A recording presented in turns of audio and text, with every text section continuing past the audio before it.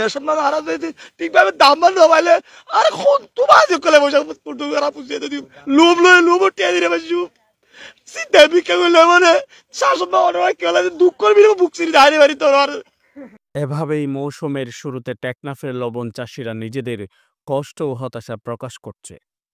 লবণের দাম কমে যাওয়ায় শঙ্কায় রয়েছে সাধারণ চাষিরা। চাষিদের অভিযোগ, লবণ মিলের মালিক ও ব্যবসায়ীরা সিন্ডিকেট তৈরি করে মাঠ পর্যায়ে লবণের দাম কমিয়ে দিয়েছে। পহেলা জানুয়ারি বুধবার সরেজমিনে লবণ মাঠ ঘুরে দেখা যায় বিশাল মাঠ জুড়ে কাজ করছে লবণ শ্রমিকরা। কালো পলিথিনে সারি সারি লবণের ব্যাজ, ওই বেডে শ্রমিকরা কড়া লবণের পানি ছিটাচ্ছেন।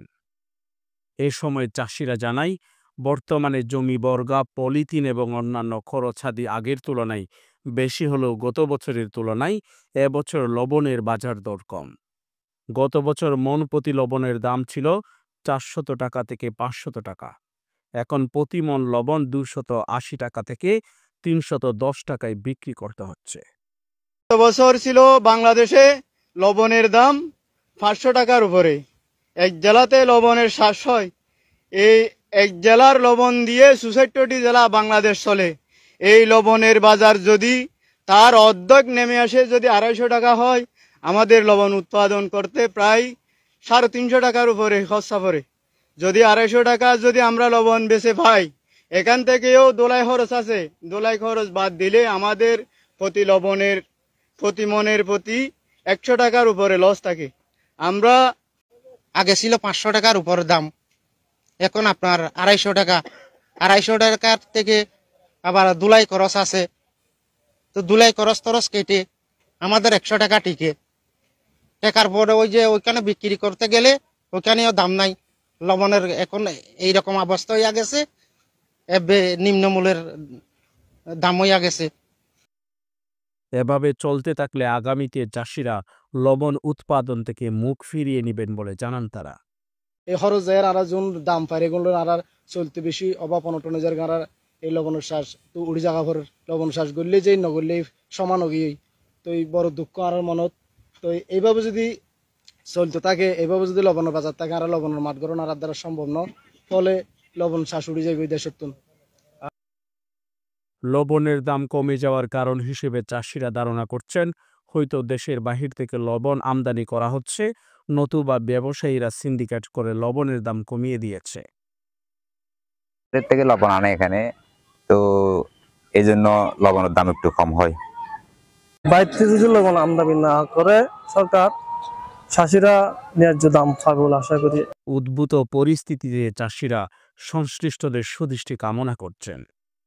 ডক্টর স্যার আছে আবেদন জানে, এগুলো আমাদের চাইতে হবে, এগুলো আমাদের খেয়াল করতে হবে। মুক্তকালীন সরকার মাননীয় ইউনূস স্যারের বলতেছি, আমাদের একটু তাকান, আমরা গরিব মানুষ। আমি এই বাংলাদেশ সরকার, বর্তমান সরকারকে আমি বলবো, এই সময়ে মৌসুমে লবণের দাম যেন বৃদ্ধি করে দিয়ে আমাদেরকে যেন বাঁচায়। বাংলাদেশ ক্ষুদ্র কুটির শিল্প কর্পোরেশনের টেকনাফ ইনচার্জ মিজানুর রহমান জানান, শীতের প্রভাবে চলতি মৌসুমে পূর্বের তুলনায় লবণ উৎপাদন কম হয়েছে। পাশাপাশি লবণের দাম কমে যাওয়ার বিষয়ে ঊর্ধ্বতন মহলে অবগত করা হয়েছে বলে জানান। লবণ এই বছর একটু কমে হইতেছে, মানে এই আপনার ওই শীত তো এখনো কাটে নাই, সেজন্য মানে উৎপাদনটা একটু কম হচ্ছে। আর একটু গত বছরের চেয়ে এই বছর মানে 5-10 দিন পরে লাগছে লোকজনেরা। যাক, আমার কথা হচ্ছে যে এখন জানুয়ারি মাস, ফেব্রুয়ারি মাস, এখন ফেব্রুয়ারি মাসে চালাই দিলে ভালো উৎপাদন হবে। এখন এটা নিয়ে আলাপ আলোচনা চলতেছে। আর এমনকি আপনার এই গত সপ্তাহে কক্সবাজার ডিসি অফিসে মিটিংও হয়েছে, তখন এটা আমরা ঢাকা মন্ত্রণালয়ের রিপোর্ট পাঠাচ্ছি এটার মাইনাস। লবণের দাম কমে যাওয়ার কারণ হিসেবে তিনি উল্লেখ করেন, হয়তো গেল মৌসুমের অপরিশোধিত লবণ এখনও মিল ফ্যাক্টরিতে মজুত রয়েছে। এছাড়া বিদেশ থেকে লবণ আমদানির কোনো সম্ভাবনা নেই বলে জানান তিনি। দাম কমার পেছনে হইলো যে মানে ধরেন যে ওই মিলের মধ্যে লবণ ক্রয় করছে না, মানে লবণ স্টক আছে, এটা বুঝাচ্ছে আর কি। এখন তো এটা মানে লবণ মিল মালিকদের তো এটা প্রতি বছরে এটা করে, মানে আমরা লবণ কিনবো না, লবণ আছে, তারপরে মানে আরো পরে কিনবো, এগুলি বলে আর কি। এটা বাইরের থেকে কোনো এখন পর্যন্ত কোনো 1 কেজি লবণ আসেও নাই, আর এরকম সম্ভাবনাও নাই। আমরা বাংলাদেশের মধ্যে যে লবণ উঠতেছে এটা দিয়ে তো আমাদের চাহিদা।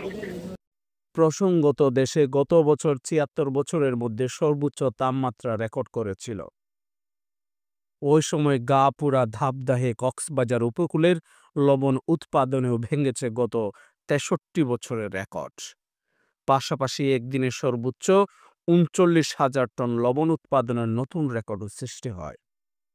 তবে এবার পরিস্থিতি ভিন্ন। সংশ্লিষ্টরা বলছেন, আবহাওয়া প্রতিকূলে থাকায় এর আংশিক প্রভাব পড়েছে চলতি মৌসুমের উৎপাদনে। নিউজ ডেস্ক, রূপান্তর।